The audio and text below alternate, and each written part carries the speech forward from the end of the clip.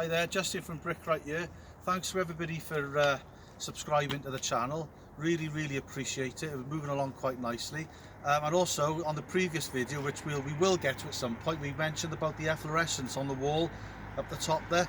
And we had so many comments and so many people on there trying to help us or help me to try and eradicate it, that it blew me away a little bit, to be honest. So thank you very much for all your help, much appreciated, and we will be looking into it, but we're busy on this at the moment.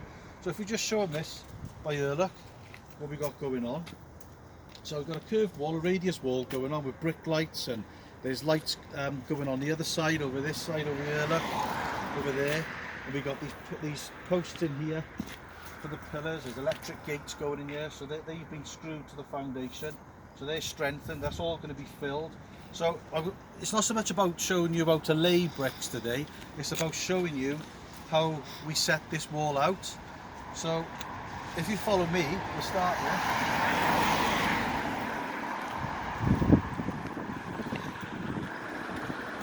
If you look down there, look, and you look down the line of that path, if you can see that path, what we did is we put a string line where that brick is and where the brick lights are.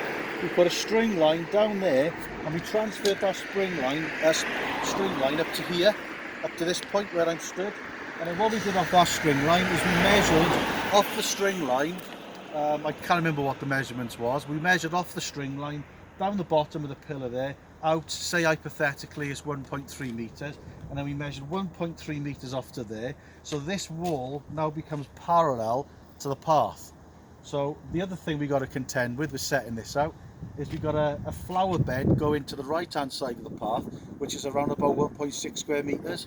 So the wall of the pillar had to coincide with that, because that matches up all the way around to the steps at the top, which you can just see in the background up there, the little steps on your right hand side. So that's where the flower bed is coming off.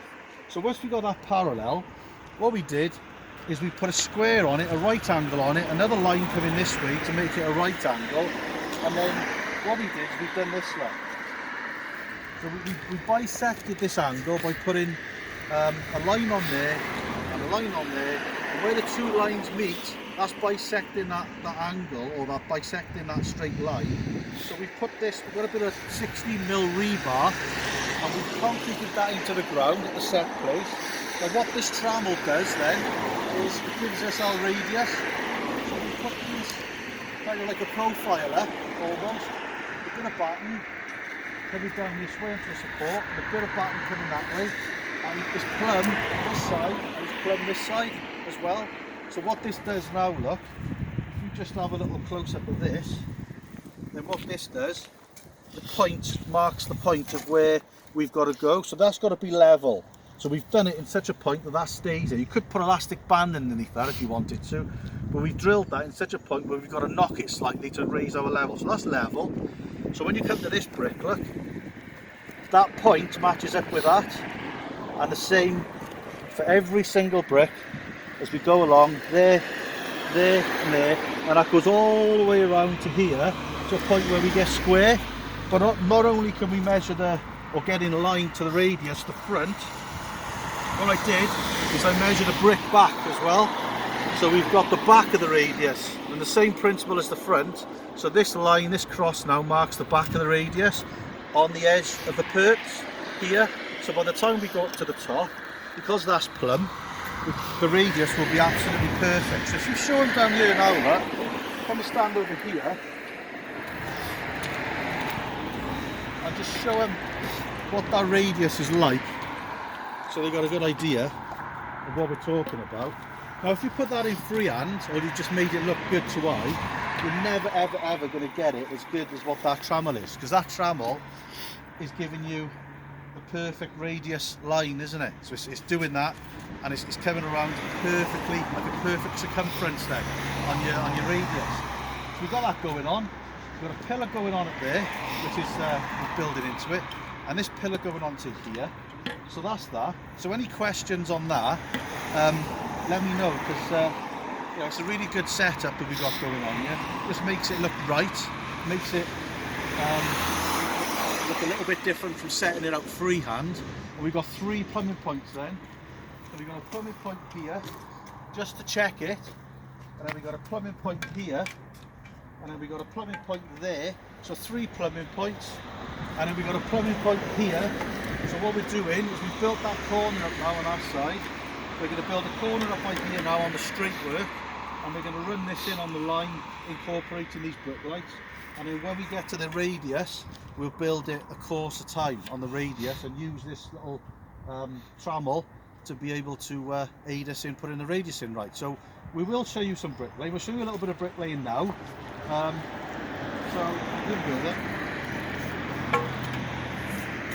So what we got now, before we go any further, just show you the temperatures we're working in. Now, this is you have a little look at that now. I have just brought that down. It was in the shade, and if I'm honest, it was 4.5 degrees in the shade. And I've just brought it down here for the purpose of the video, and it's been in the sun, so it's gone up a little bit, but it was 4.5 degrees in the shade, right? So get yourself one of these and check of your temperatures, because if you lay below 4 to 3 degrees, you've got the chance of your mortar being compromised in terms of the ice and the cold weather and it freezing. So Brad's put frostproofer in this now. You know, I read the instructions and followed that. And we're going to put Hessian over it and really cover it tonight now. So we're okay. I'm confident we should be alright with this. So check your temperatures before you lay bricks, because in this weather that is absolutely critical. So let's carry on with this then. Show you what to do with this now.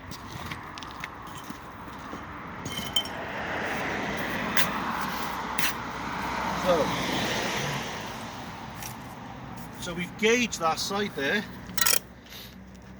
What gloves are these, boys? So whack that on there. So follow your curbs up there. Get that on. Chuck us a big long straight edge. So what we're doing, we could gauge off this concrete, because we put this concrete in, but as much as I know the concrete's pretty good, I want to get this absolutely smack on without falling over. So if we get that on there, and then we just don't hit your level. That's what my college lecturer used to say to me, don't hit your level. Every bricky hits his level, doesn't he? And drops it on the floor.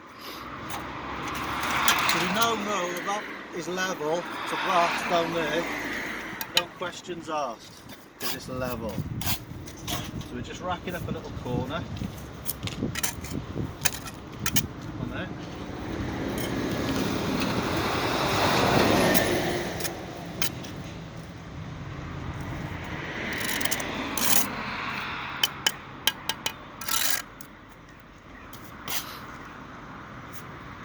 And what we're intending to do is take this up, I don't know, maybe a 3 or 4 courses, and then get the line on it, run it in, take it up another couple of courses, get the line on it, run it in.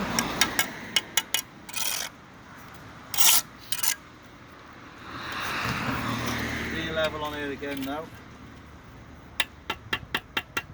A couple of taps, and then just to make sure you want to get that plumb there.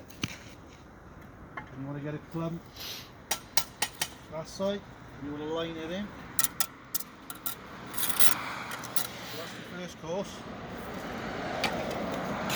And then second, the same principle all over again. These bricks are wire cut, the bugger, your troll keeps on getting stuck on them.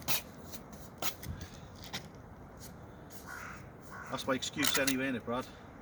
Well, where's it anyway? Right. So follow your curbs up again. Get him on there, grab that straight edge again, please, Brad.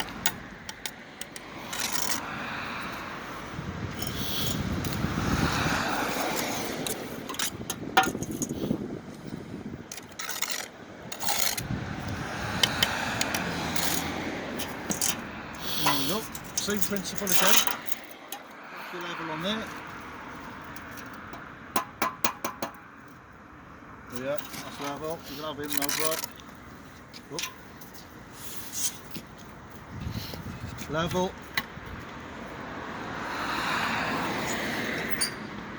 plumb.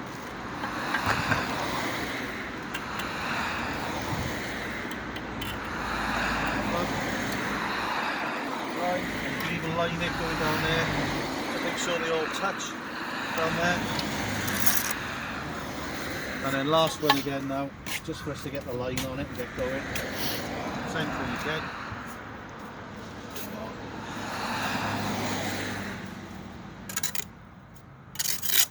And we are putting a couple of wall ties in this every, I don't know, 5 or 6 courses, just to tie it all in. You could put an English garden bond wall in it and put a header course through. You could build it in Flemish bond. Oh, the other one, the big one.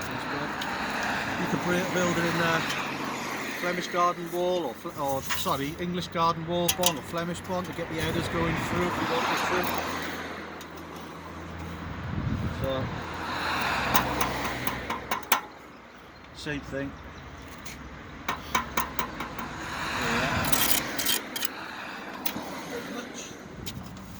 Just plumb him up again now. Get that plumb there.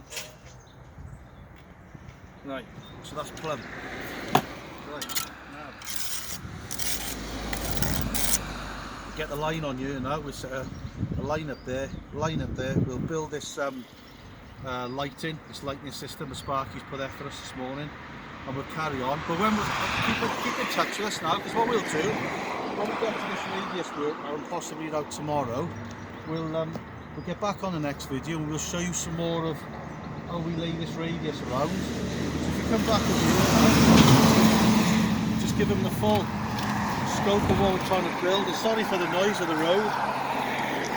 So that's it, that's our setup, that's what we're doing. Now tomorrow we got concrete coming down in that corner for the summer house on a pump. So we'll see what happens. We might bring you some footage on that. But yeah, again, thanks for all the people commenting on the efflorescence. Any questions, leave them in the comments below, and see you soon, see you on the next one. Stay safe, stay warm, take care, cheers.